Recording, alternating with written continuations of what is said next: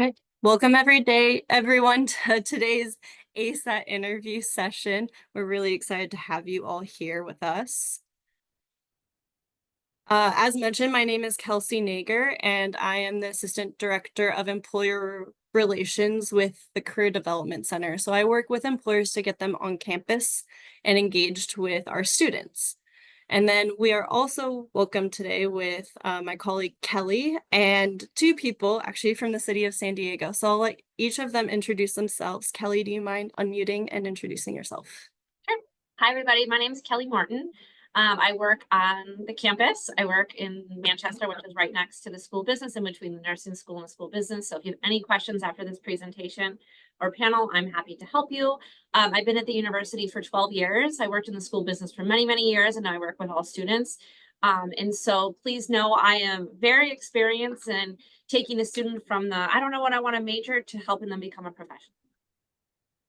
Awesome. Thank you, Kelly. And we're excited to have you here. Edgar and Samuel, would you like to unmute and introduce yourselves?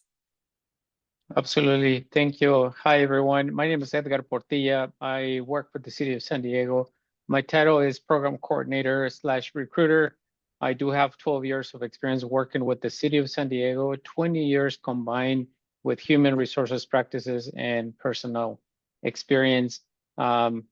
What I can tell you is that all of the experience, at least the 12 years with the city of San Diego, has given me enough experience and exposure to be able to educate the job seekers in the best practices and be very competitive when it comes to submitting applications with the city of San Diego.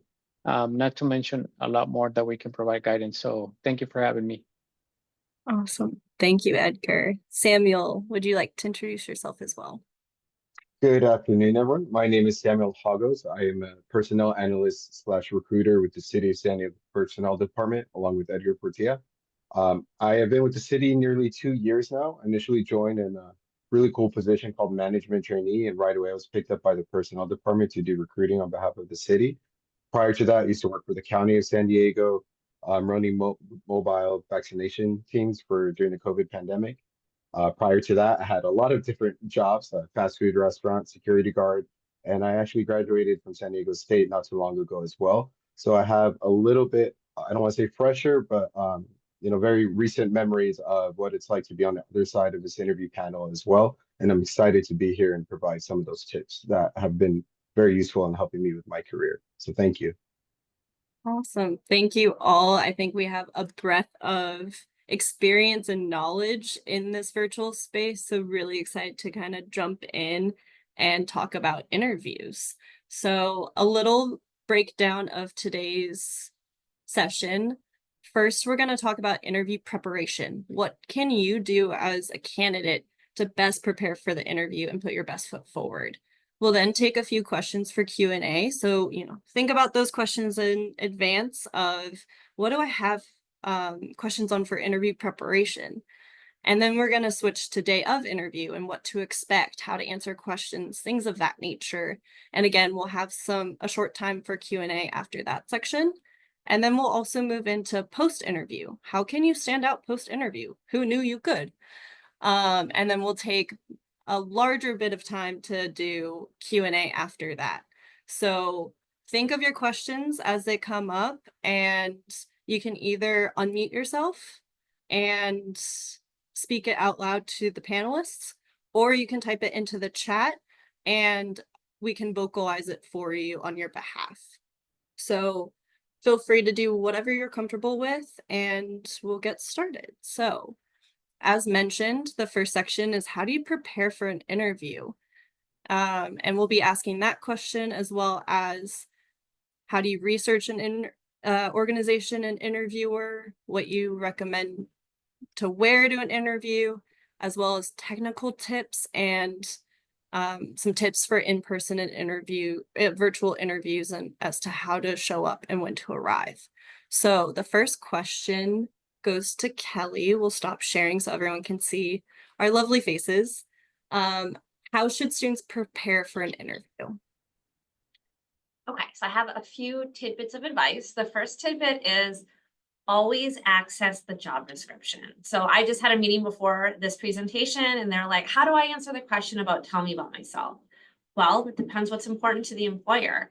We can find all of that information in the job description. So make sure that you've made a copy, whether it's taking a picture of the job description with your phone or cutting and pasting it into a Word document when you're applying for the position. You really want to be making sure that you're talking about areas on your resume that are important to the employer. So for instance, team player, good communication skills, attention to detail are usually skill sets that I think a lot of employers are looking for. We don't want to just assume. We always want to be looking. I always say that you get you either pass or fail with every interview question, and you get a pass by talking about skill sets that are important to the employer. Majority of the time, of course, you're going to talk a little bit about yourself. But a fail would be you didn't touch on any of the skill sets that are important to the employer. Secondly, you want to be doing research. So looking on LinkedIn, I think, is a fantastic way to be researching the organization. Anytime we look at a company's website, there's a lot of information. We don't even really know where to begin, but LinkedIn is really dedicated to attracting and hiring professionals. So you'll find some really user-friendly information there and things that'll really resonate with you. Also looking on Glassdoor, for those of you that are not familiar with Glassdoor, that is the Yelp of organizations. They have interview questions listed there. They have reviews of organizations. And that information will help you prepare. It'll give you a good insight. Most of my students are very concerned about a culture fit and what to expect in the interview. It'll give you a lot of that information there. And as well as to give you some tidbits on how long the process potentially could be. Are you going to have one virtual interview? Are you going to have 6? All that information will help you kind of gauge your expectations. Those are kind of 3 tidbits that I think are important. Of course, you want to bring copies of your resume. Of course, you want to be prepared if it's a virtual or in-person interview. But I think those are the top 3 things that I think are relevant to being successful in the interview. Thank you, Kelly. I want to double click on that.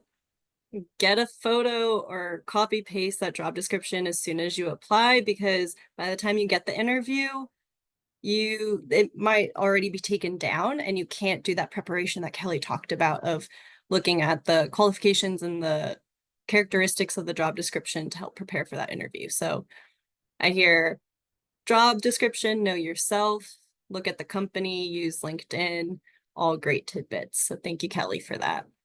And then Samuel and Edgar, which one of you would like to take the next question, which is what kind of information should students research about an organization and an interviewer? I'm going to go first. Thank you, Kelsey. There are 3 main suggestions that I have for students. 1 would be the organization's missions and values. 2 would be the role in the department. And definitely, if the information is available, the interviewer's background. I think it was a great point what Kelly mentioned about LinkedIn, right? I think most of us are on LinkedIn. I'm on LinkedIn. You can certainly look into my profile and anything about the city of San Diego as well. It's very critical to prepare for students to prepare it about and understand about the organization is precisely that. Well, what is the organization about? What is the culture of the organization? Do I understand that this is a public sector opportunity and not a private sector opportunity? And behind that, there's definitely different protocols and procedures that, because you become a public servant, what is the specific role of the department? If you're interested in joining for an engineer position, make sure that you visit not only the City of San Diego website, but every single city department has their own website, which engineer and capital projects have their own website where they're very transparent about providing information, initiatives, what kind of money budget they're working on, etc. And again, if you have some information about the interviewer's background, that would also be important.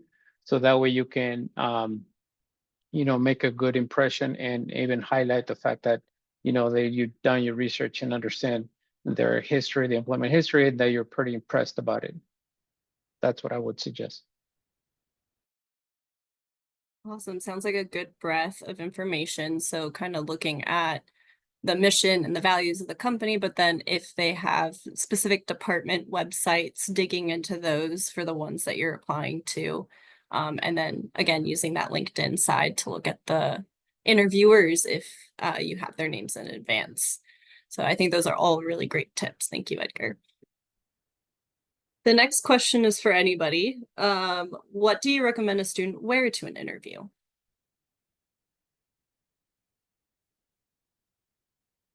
I can go ahead and answer that a bit. When it comes to what to wear or what attire to choose, it kind of can depend on the industry and the company's culture. Kind of alluding back to the prior questions that were asked, do your research. You can go online, find pictures of the company's employees, pictures of the office setting and see what people are wearing. That can kind of give you the impression of what to wear, how that company approaches, what to wear. The other thing is though, it is your first impression when you're having your interview. So you want to make a good first impression. I always recommend, something clean, polished. It doesn't have to be necessarily, super formal, like wearing a tuxedo or a cummerbund. Something like a blazer, a collared shirt, slacks, or even chinos, something along those lines is always good. Above all, you want to show that you're a presentable, professional person, and ideally, when you are hired, you will be representing that company in the best way as possible. So again, it's a balance between not really trying to stress it a lot. You also want to make sure that you're comfortable in what you're wearing, but the other part is definitely you want to make a really good impression as well. So I usually personally tend to go more towards business casual, maybe a little bit on the formal side. I've even been called preppy at some points as well. Awesome. Thank you, Samuel. Either of the other two panelists have thoughts on this as well? I think Sami hit it pretty much on the nail that I think it's one of those lines that we all know, right? Many of us know is kind of like dress to impress in a way, but you also have to understand what is the position that you're applying for. If it's completely construction, perhaps, and then it's very physical work, you're not necessarily required to wear a tie. So it depends on what kind of position you're applying for. If it's a management role or public sector role, in my opinion, would be definitely a dress if you like to wear a tie, or on the female side, just wear something that it's not too, would you say, flashy, for lack of a better word, just some dress professional, but not too flashy. That's what I was trying to say. So make sure that it looks clean clothes, and it's well fitted, in a sense that it's totally appropriate for the occasion. That's what I would add. Thank you, Edgar. Kelly, do you have any comments?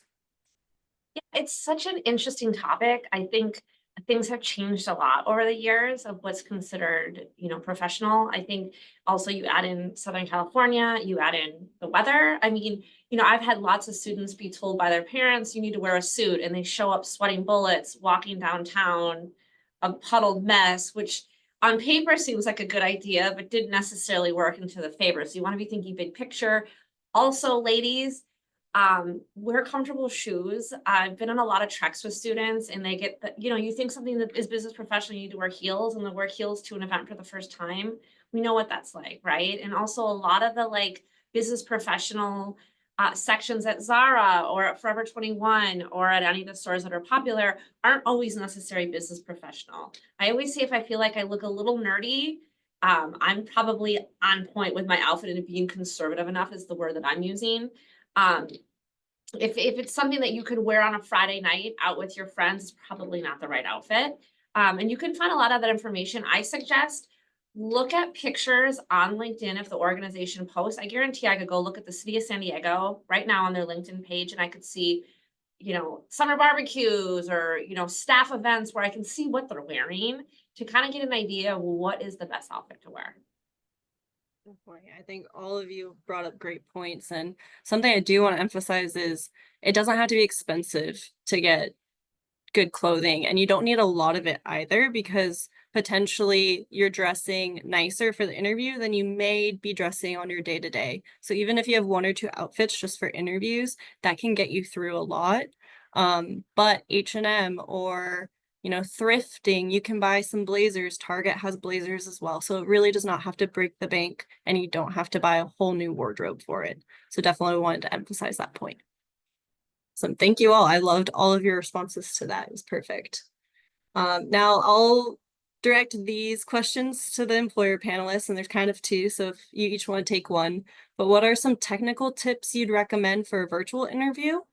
And how early should a student arrive to an in-person as well as a virtual interview?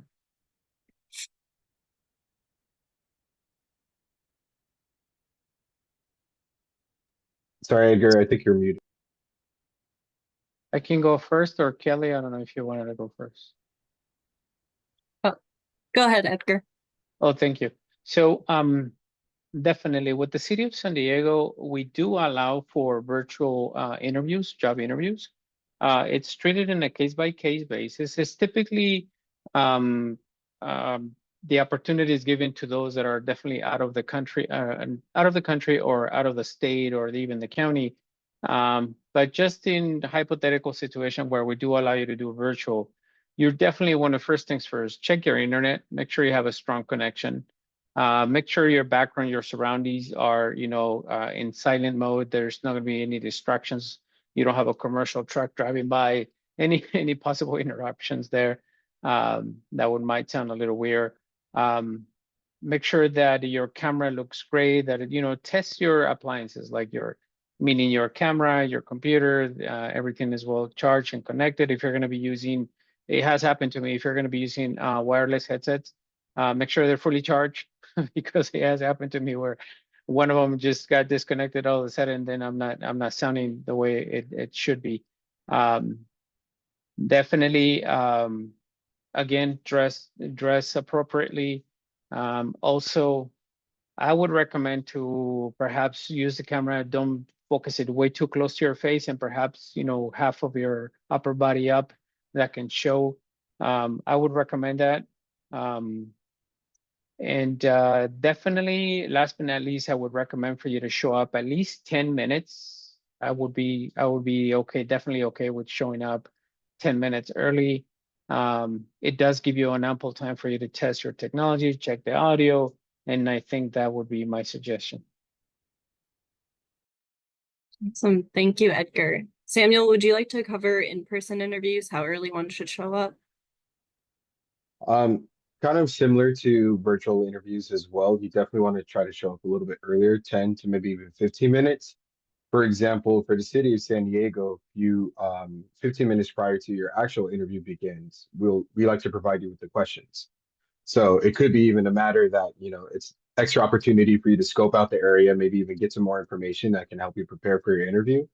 Also, me personally, just the way I am, I like to get there early so I can relax a little bit and not have to come in kind of last minute, worried about parking. I like to give myself a little bit of time to breathe, maybe even listen to music or something just to kind of calm myself down.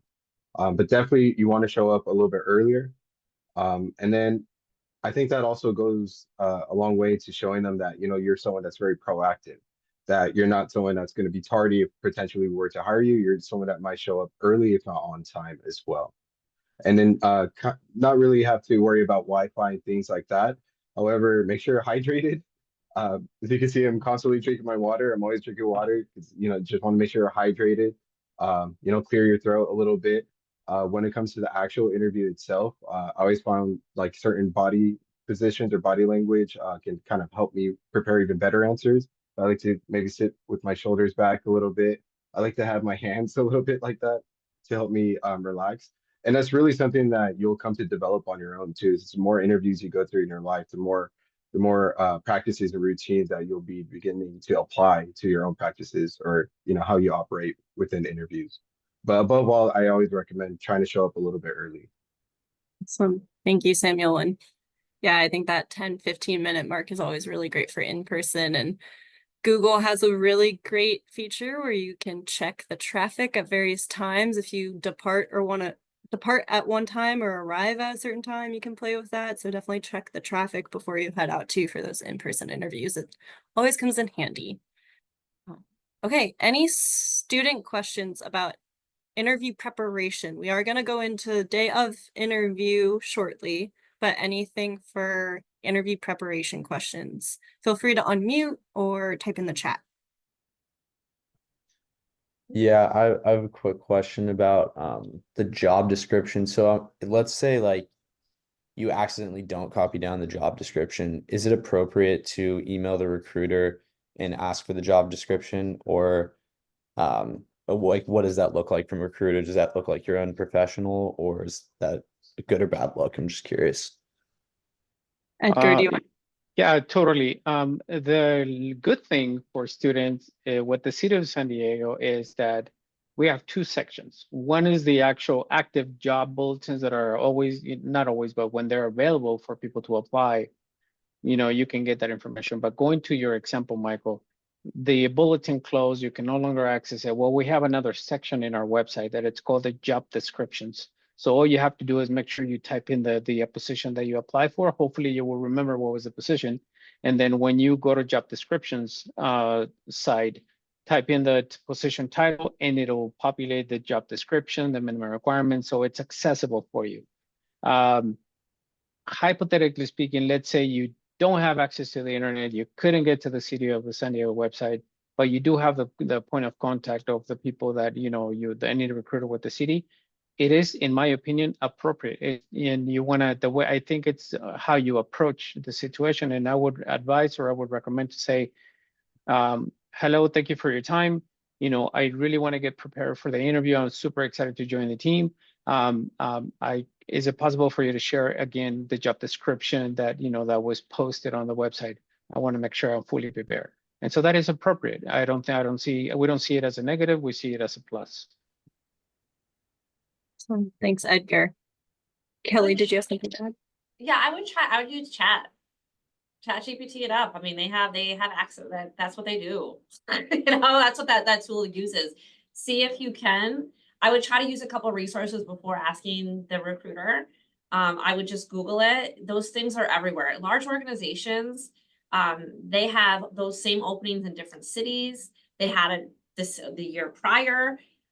It's going to be somewhere on the internet. So I would definitely try to see if I could find that information before I asked. And then if you don't have that information, then feel comfortable asking. My assumption is, I do this a lot with my students because they come in for interview preps and they don't have the job description. I'd say 9 out of 10 times we find it.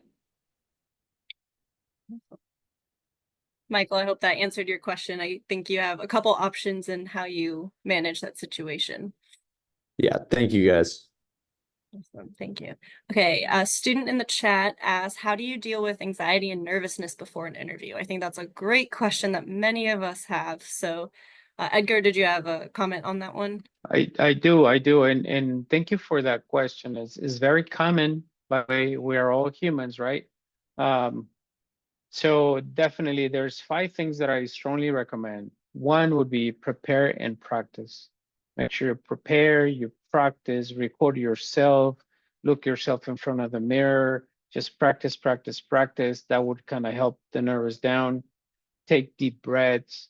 You just have to continuously take deep breaths. Even when you're practicing the day before, the day of, perhaps in your car, just take deep breaths. Focus on the positive. We have, control of our mind. So think positive, focus on the positive, remind yourself of the strengths and achievements that you have. Visualize yourself that the interview is going well, and focus on the fact that that's what the interviewer wants to hear. Also, bring a cheat sheet with you. Make sure that you, in a sense of, something that is easy, accessible for you to be reading. And embrace a positive mindset. You really have to do that. So practice, take deep breaths, focus on the positive. The mind is powerful. Remember that. Have your little cheat sheet that you can reference, as you practice. Don't use it during the interview. And then embrace yourself with a positive mindset. That's what I would suggest. Love that. I agree to all of that. And to the student who asked, like, we all have that. It's not uncommon at all. And something that really helped me when I was coming out of college was learning it's a conversation with another human being. And yes, you need to impress them and you need to do your preparation in advance, but it truly comes down to a conversation. So if that helps too. And I just think, Kelly, do you have more to add? Yeah, I think be careful about the coffee intake. My students are just chugging that coffee when they're nervous and they'll show up in my office like this. Be aware. I know there's a natural inclination to think coffee is going to make you just wow the pants off the recruiter. I suggest the opposite. Go no no coffee in the before your interview because you're gonna have adrenaline pumping through your system, and that's usually pretty good. And secondly, if you're into working out, or even if you're capable of doing a walk or something, get some physical activity going right before you go. It'll dump all those good things in your system so that you can kind of show up present, fresh, and ready to go. Love that. Maybe don't drink more coffee than you're normally used to drinking, because I know I need my cup in the morning. One last thing Right. before if you don't mind me, super quick. With the city of San Diego, we are not looking for people who can ace that interview. We are looking for people who literally can show us that you took the time to do your research. You understand us as a city, that we're a public sector. What is our initiative? What are we working on, and how your school background is going to be a good fit for you to be part of the city workforce. And so once you show us that you see the big picture, it's not about you being super excellent when communicating necessarily or acing that interview. I think we can see through that.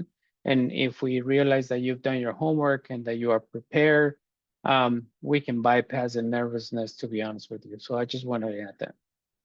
Awesome. Thank you, Edgar. That's a good point to make, of like, they're looking for the potential in candidates too, not just the person who aces the interview, even though that's the name of the session, but it's really just how being transparent and helping you prep for the interview. Okay, awesome. Thank you everyone for your questions. For timing, we're going to move on to the next section, which is day of interview. And I'll share the questions real quick. So we're going to be talking with the panelists about how can a student make a strong first impression? What are behavioral-based questions and how do you answer them? What are the most common questions asked in interviews? For students with disabilities, when's a good time to disclose to an employer and is it required?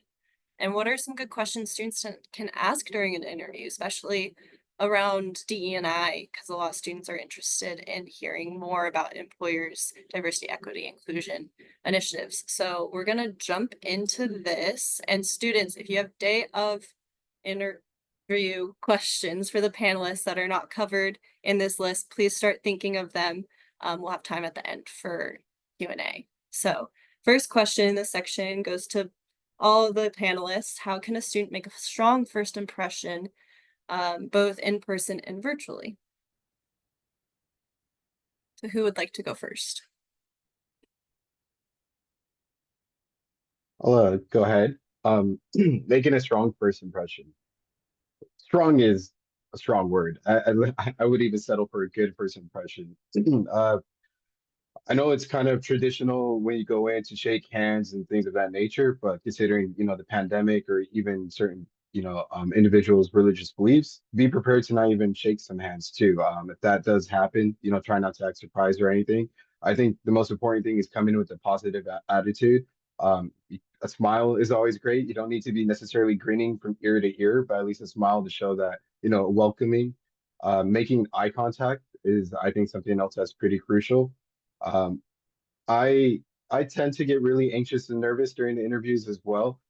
So like part of my training or what I did, I forced myself to do a lot of like choir and musical theater and things like that, or speech or public, speeches. And one thing that I've always noticed is making eye contact really helps establish a connection. When you're giving your answers, try to make the person who asks you the question, try to look them in the eye, nodding along with your answers or to their responses as well, really helps to establish a connection between you and that person as well. Posture is a big thing. Um, it stands to reason that you shouldn't necessarily be like hunched over with your shoulders down. Kind of want to lay back a little bit, take deep breaths to show that you're a bit more relaxed as well. That indicates not only to the panelists that you're a bit more comfortable, but it also does relax your body a bit. So the ideas will be coming out a lot smoother as well. Another thing would be if we are doing a virtual interview, you can actually look at the camera right here to make simulate the eye contact as you would if you were doing an in-person interview as well. And then ultimately, it's just open, confident body language is always a great way to make a positive impression. The other part is, the panelists or the people interviewing you might also be, speaking or giving statements as well. So they are talking to you, try to listen along. Again, as I mentioned, nodding actively really does indicate that you're a good listener as well. Those are all little tricks that I do to make a good impression. I also want to add a little bit. I think you mentioned it, but make sure you smile. Don't overdo it either. Just smile here and there.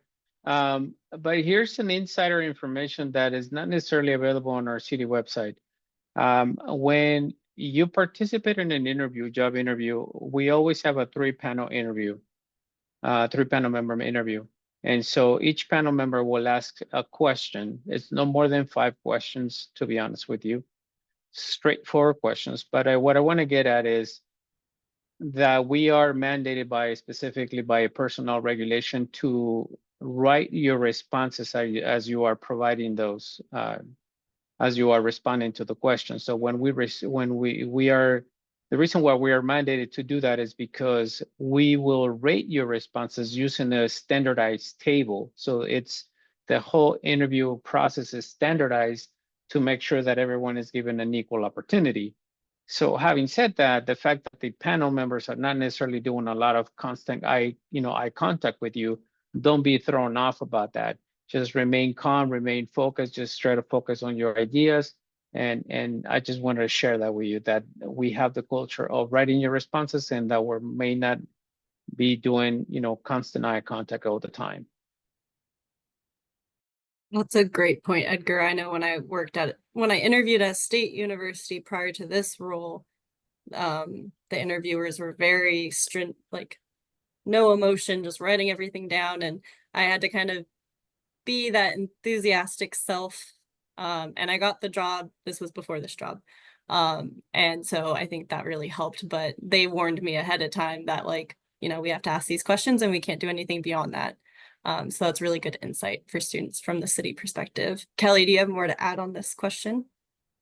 I like 3 words. I think knowledgeable, engaged, and warm, I think are important. So knowledgeable is like, yes, of course, you hear us say that you need to do research, but oftentimes in the interview process, people ask questions that they could have had answered in their research. So, the job description can share things like that, or their LinkedIn profile. And so really being engaged in the questions that you have, it's okay if you have questions that come up naturally and organic during the conversation. I understand that. But we really want you to show up with a knowledge and a passion for the organization and knowing who they are. A lot of my students interview at really, really big companies that maybe was a lifetime dream of theirs. I think being knowledgeable besides just being in love with an organization is also really important. I think about like the Padres, for instance, yes, I think it's great that you want to work for them and that's been your favorite team your whole life, but I really want people to be digging deeper into finding information and stats outside of what the average consumer is seeing about their organization to really show value and show that you are interested in them at a level that's how they run as a business, not just what their outward product is. I think being engaged, it's very easy to get nervous and clam up and feel like a robot when you're in an interview, and it's totally understandable. They know that you're nervous. They're not expecting you to be 100% yourself. They're not being 100% themselves. But being engaged, I think, is important. Taking notes. I get that question a lot. Feeling free to take notes during the conversation, looking at your notes. Feel free to take a sip of water. I have this water bottle, like Sally had mentioned before. If you get nervous, feel free to just pause for a moment and take a drink of water. It's no problem at all. Just kind of compose yourself. And then being warm, I think, of course, you want to have a smile on your face, seem like you're excited to be there. It's sometimes a bigger ask because the nerves will set in. But try to have a little bit of fun with it. I think oftentimes my students take this stuff so serious, and I know them as people, whether they work here or I see them every day, and they're really fun, loving, outgoing people, and they get so freaked out that they become silent. It's okay if you have a little bit of fun with this process too. Awesome. Thank you all. You all are bringing up such great points, and I hope students are taking notes because I think I would have been a lot better at interviewing when I was younger if I had gone to one of these sessions. So thank you for all of this insight. The next question we have is for Kelly. What are behavioral-based interview questions and how can you answer them? Okay, so I'm going to send something in the chat. Behavioral-based interview questions are when an employer is asking you a question that has you tap into a time when you've had that experience before. So for example, tell me about a time when you dealt with a difficult customer. Tell me about a time where you had to manage multiple projects. They want you to be going into some experiences that you've had before and explaining the process of how that went. I've put star in the chat. This is kind of your compass or how you develop your script and how to answer those questions. So the question, tell me about a time with a difficult customer. Oftentimes the interviewee gets really caught up in the situation. So for example, I worked at a restaurant on the Jersey Shore. There was a table of 10. One person didn't get their order. It was clam chowder. We wanted to give them minestrone, and they just get into the details because that's how we talk to each other, right? But really where the employer is really looking for the information is in your task and in your action. Really, you're there to see if you're a good fit for the role and to see how your decision making unfolds. And so the challenge is then kind of speaking outside of the story and say, well, my task in this situation as a server was to immediately correct their order. And how did I go about doing that? And going through 1 to 4 or 5 different ways that you resolve the problem is really allowing the employer to kind of get inside of your brain to see how you make decisions. So my action was, the first step that I did is I went and I told my manager that we had a mistake. The second action that I made is I went to the cook and I told him, hey, we have a problem with our order. The third is I went and comped the minestrone or the clam chowder. The fourth was, of course, I apologized. And fifth was I brought them balloons to hopefully make them feel better about the situation. That leaves the person understanding that you've made good decisions, that you thought out the task that you wanted to do to rectify the situation. Hopefully the result was it went well. You'll oftentimes get asked about teamwork, where that went well or didn't go well, managing lots of projects. You can kind of start figuring out what types of themes they're going to be asking you about based upon what the job description is. And that's how you can kind of practice and go through traditional scenarios through the STAR interview method. Awesome. Thank you, Kelly. I love that person ended up getting balloons for a mixed up soup. But no, I think what you're going for is how did you follow up and make that situation a better thing for that individual. So kind of that customer service side. Love that. Thank you. So hopefully you got a little bit more insight about what behavioral interview questions are and how to answer them. The next question we have is for the City of San Diego. What are some of the most common questions you ask during interviews? Very straightforward. We really don't come up with too complex or too difficult questions. The idea is to help you just be able to relate to us, your skill sets, your education. And so 90% of the time, the very first question is going to be, please tell us your education background, ongoing training, and experience that has prepared you for this opportunity. Straightforward. I suggest all the time to make sure you do your best to try to articulate the response in the same format. First acknowledge the question. Thank you for the question. My education background consists of this. My ongoing training is I'm always looking online, whatever ongoing training you have. And my experience is as follows, and you break it down. So that structure response method, we appreciate that with the city. We definitely look always for communications type question skills, situational, hypothetical questions we do, similar to what Kelly was saying.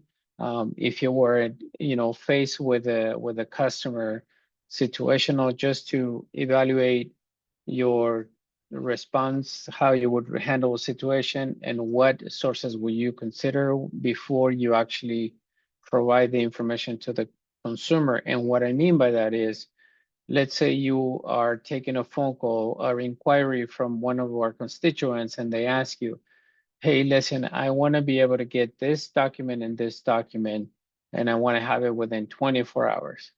So your first reaction is, one is to acknowledge the customers, reassure that you have very carefully paid attention to the request, provide a timeline when you can have that information, given that you get authorization from your supervisor and you have actually researched the resources or the law or the public resources code or the penal code, whether or not it's permissible for us to release that information. So there's statutes there that don't allow it. So anyhow, so providing a very structured response is very beneficial when it comes to interviewing with us. Could I just add very quickly too? We are public agencies, and public agencies in the United States have a tendency to have very similar interview questions as well. So again, if you're doing the research, you can literally search common public agency interview questions, include the job title for the job you're going for, maybe even come up with a list of 20 and practice answering those as well. That's what I did. And yeah, like all of the questions I was asked were actually included on my practice list. That's one thing. The other thing, a common question we'll ask, usually the final question, is an opportunity for you to ask a question. So we'll say, do you have anything you'd like to ask us? And again, kind of alluding back to the prior research that you may have conducted, ask a question that indicates the fact that you've done some research. For me, I kind of knew they were looking at me for a recruiter role because they fit a little, two and two together. So I did my research and asked them questions that reflected my potential position. Do you have any diversity inclusion initiatives?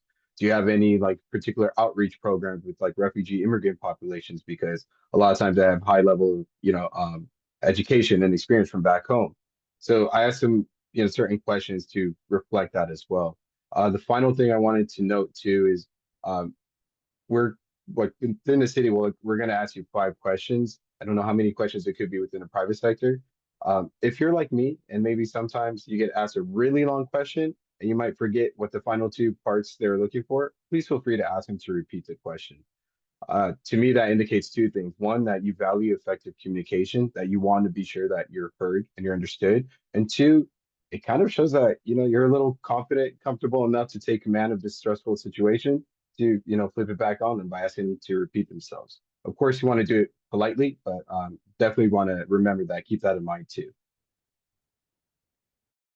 Thank you. Samuel, I didn't know that many public sectors ask the same questions. So I think that's a really good insight to the students of questions that they can look up that might help them prepare for an interview. So thank you for sharing that.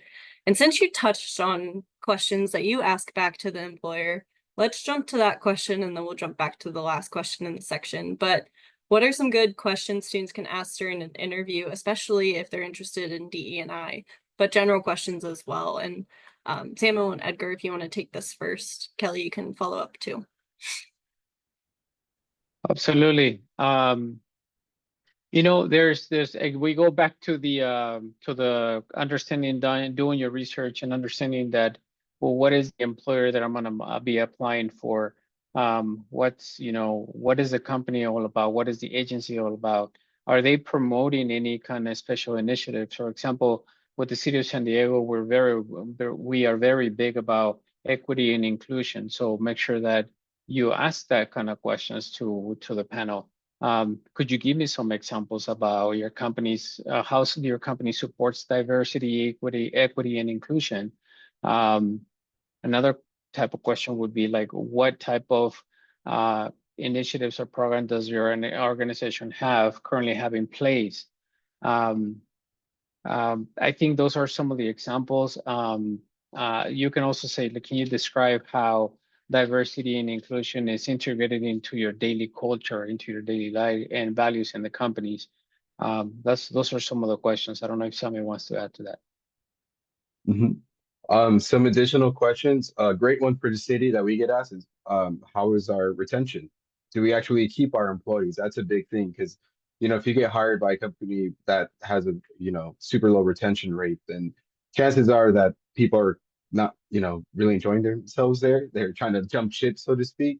Side note, the city has a very great retention rate. I don't recall the number, but it is very high. Usually once we hire someone, we're providing so many resources and development that ultimately they're staying with us for the long run.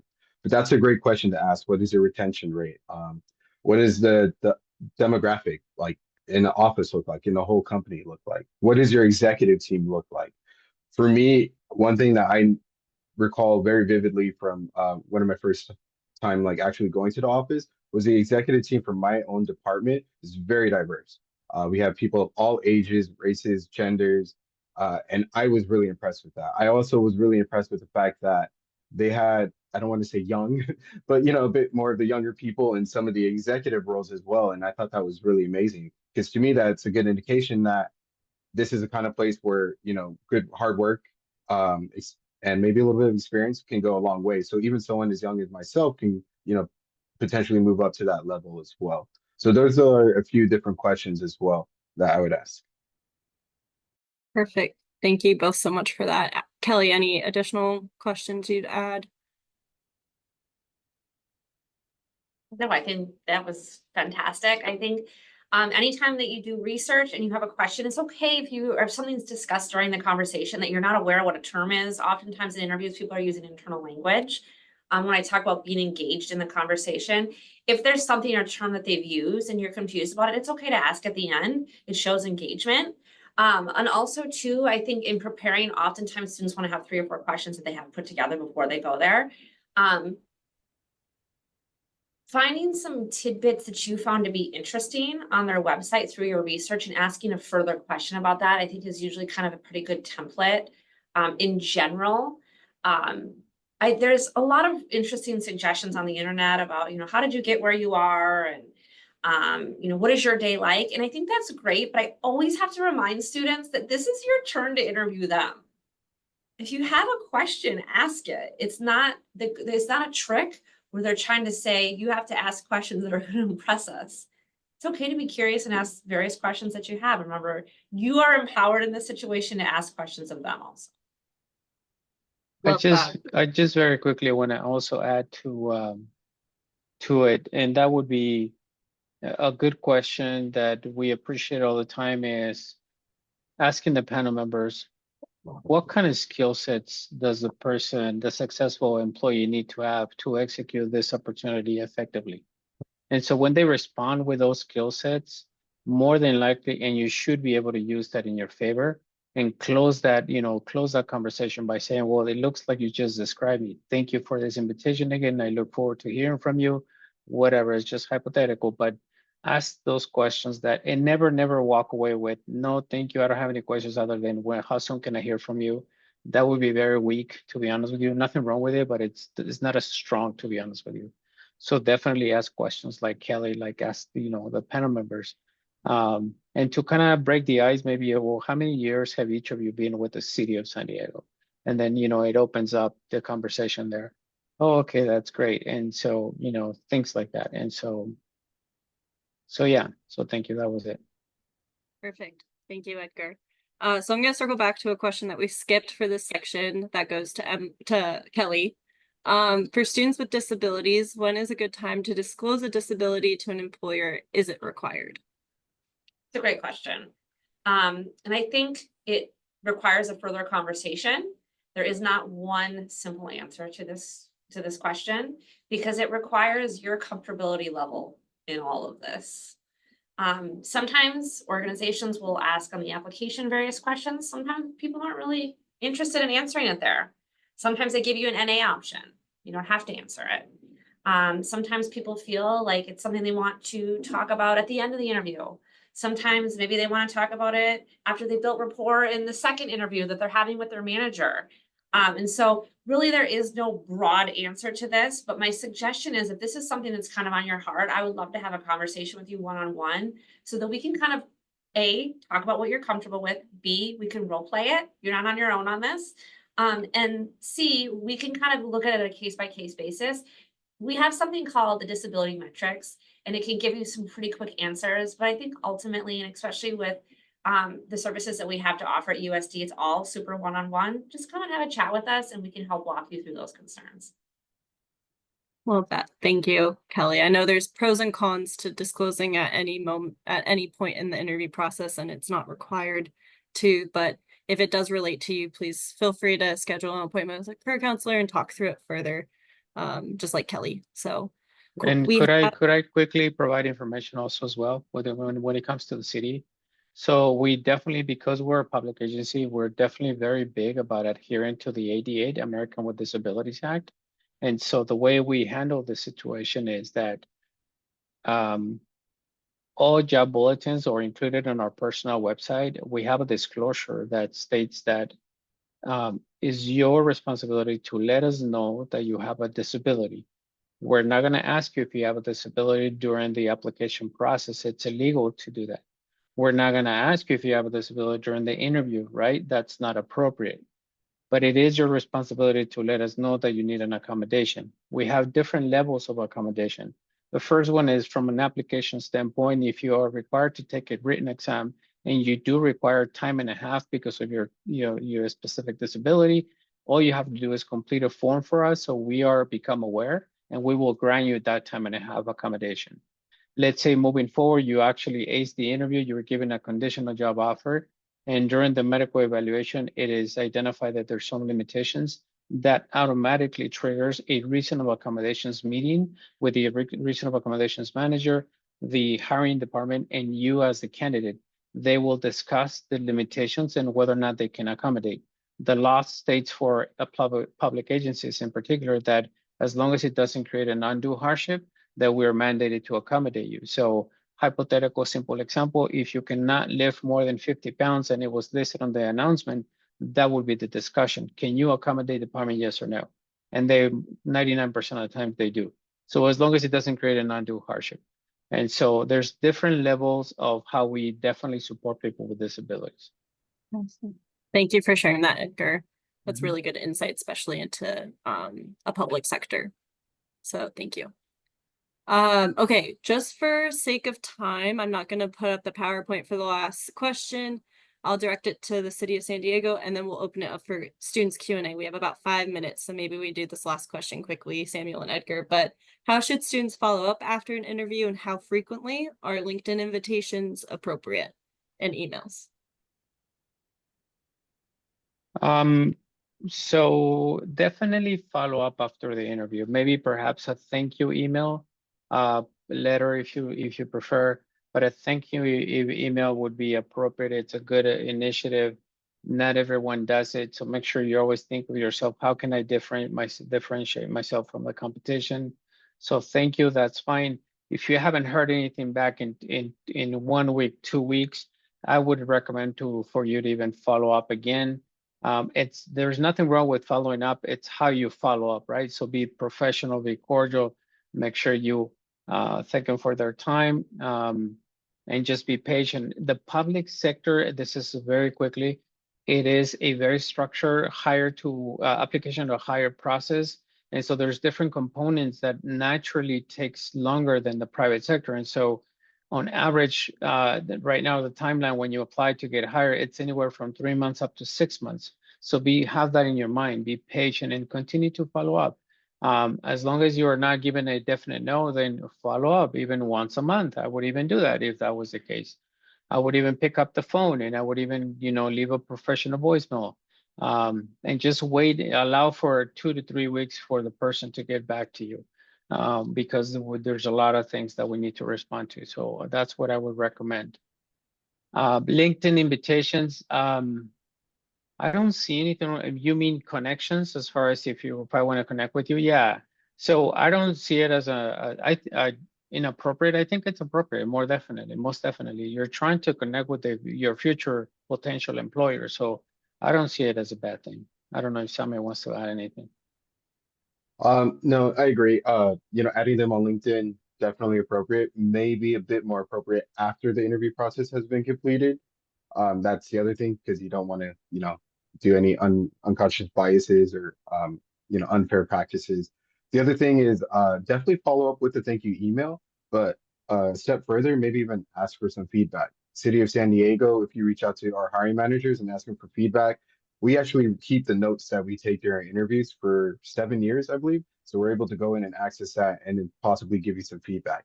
It's not always a guarantee, just given the number of candidates that we get, but that's a really good idea. That's something I personally do. Just because you interviewed and you didn't get the position doesn't mean that it was an unsuccessful interview. You can still use that opportunity to learn more, maybe strengthen your interview skills, and the next time around you'll be even more prepared too. So always consider asking for feedback, whether that's after you conclude the interview or maybe 24 hours or a few days after you finish the interview.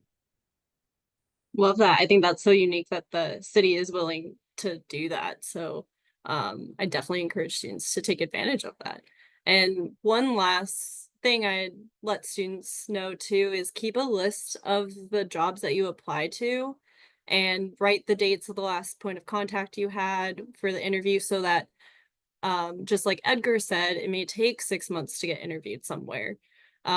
So keeping that in mind, keeping track of that information, how you're following up is always very helpful. So staying organized through the process is important. Okay, I know we have about 2 minutes. Do any of the students have questions? Do you want to unmute? Feel free to type.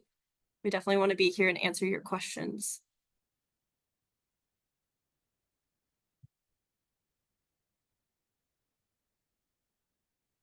Okay, unless anything to add from. I do want to add one last thing is that be mindful about what we mentioned that as far as 3 months, 6 months, every time you apply to a job with the city, your eligibility timeline could be 3 months, 6 months, or a year. That means that you could be invited for an interview within that timeline that you will be getting an email confirmation. What is your timeline, right? And so even if you participate in an interview and you don't get selected, don't be discouraged. Keep, be persistent. Make sure you're always professional, cordial, because you don't know if the person they had originally selected fell through the cracks during the background or medical. And so they might follow up with you and then ended up selecting you. So I just wanted to mention, I share that with everyone. Thank you. That's good insight. Any other questions, comments? Samuel, thank you for putting yours and Edgar's information in the chat for the students who are here today. Okay. Well, I'll let this close out a minute early then, since there aren't any questions. Students, this will be posted on YouTube in a couple days. So if you want to watch it back or you want to send it to a friend who's going through the interview process, please feel free to do so. But thank you so much to Kelly, Samuel, and Edgar for your time and your talent today. We're really appreciative of you helping our students. So thank you so much and hope you have a wonderful rest of your Wednesday. Thank you. Thank you for the Thank you. invitation. Thank you for having us. Of course. Good luck, Take everyone. care. Pleasure, Kelly. Thank you. Thank you. Thank you.